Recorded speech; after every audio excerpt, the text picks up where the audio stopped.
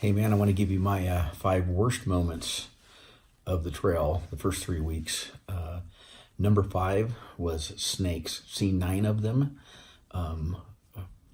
4 of them were really sizable, and 2 of them I got too close and didn't see them.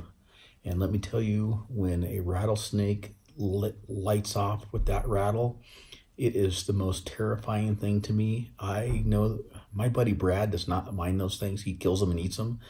But I'm telling you, they scare the crap out of me. And I don't like them. And so having one of those things light off at me and let me know he's there was terrifying. So that's number 5. Number 4 was Mission Creek. There was a 14-mile section where the floods this year, earlier in the year, wiped out parts of the trail.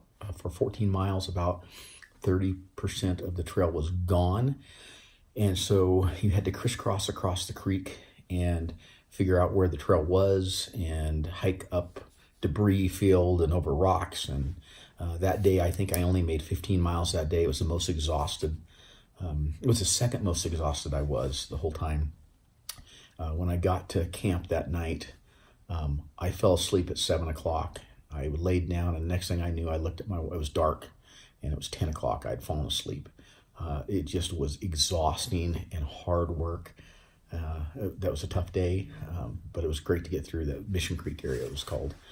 The number 3 would be Fuller Ridge on top of the San Jacinto Mountains.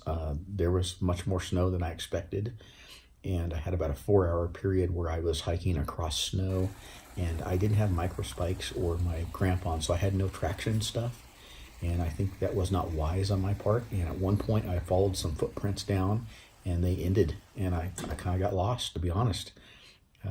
I hiked over this lump of snow, and then there was no more trail. No more footprints. And I hiked back, and I looked at my app, and it said I was on the trail. And so I went over it again. I came back. I'm like, man, I'm not sure what to do here. There's no trail. I'm not 100% sure where I'm at. But I didn't panic. And I'll be honest, I prayed. I said, okay, I got to figure this out. And about 4 minutes after that, a guy came by about 60 feet up the ridge from me. And I looked up, and he looked down, and I said, hey, man, I think I'm off. Is the trail there? Does it look right? And he said, yep, it looks right.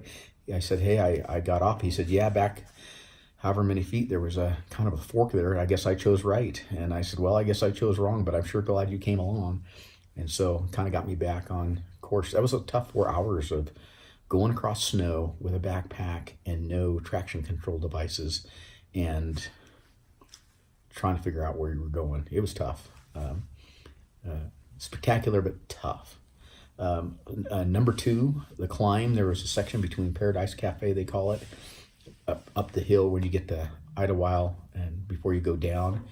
And there was a point where it was so steep. I took a picture on my app where it showed, so maybe my editor can add it at this point and you can see.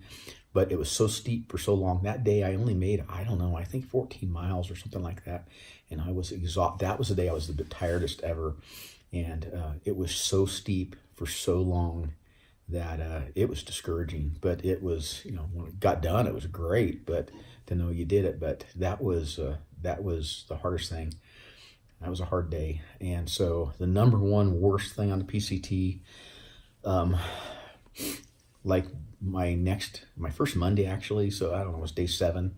I left Warner Springs, had a great day in Warner Springs, and I was heading out, and it was misty out, and I thought this is great because it's been hot for so long.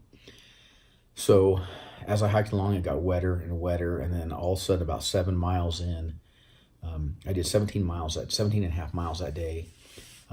It was I don't know how this happened, but it was raining.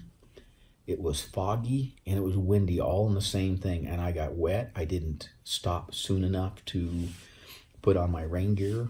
I got soaked. I ended up catching up with my buddy Danger, and we both were just miserable. We made it into a place called Mike's Place, and it's kind of a hiker hangout, and it's this kind of house with there's some guys there, and they'll cook for you and stuff. And when I came into there, the wind was howling, and it was cold. I set my tent up right away. There was 50 or 60 hikers there. It was the most unhealthy atmosphere I've been in a long time, to be honest. I just really was out of place. And there was a group that were smoking pot, and there was a group that was drinking, and it was cold and it was windy, and I climbed in my tent, and sometime in the middle of the night, there's 3 caretakers there. 2 of them got in a just brutal argument, and you had guys that were drunk that were egging them on, and you had guys that were high, and I was cold, wet, and toxic atmosphere, and I didn't like it. So first thing in the morning, 6 o'clock in the morning, I heard danger next to me, rustling around, and I opened my tent flap up and said, "Hey, what's going on?" He goes, "I got to get out of here." And I said, "I got to get out of here too." And oh man, by 6:30, I was out of there. It was still raining a bit, but man, I just had to get out of there. So that was probably my worst experience. Had nothing to do with hiking, just the atmosphere was, not my thing. So that's my 5 worst experiences in the first 3 weeks.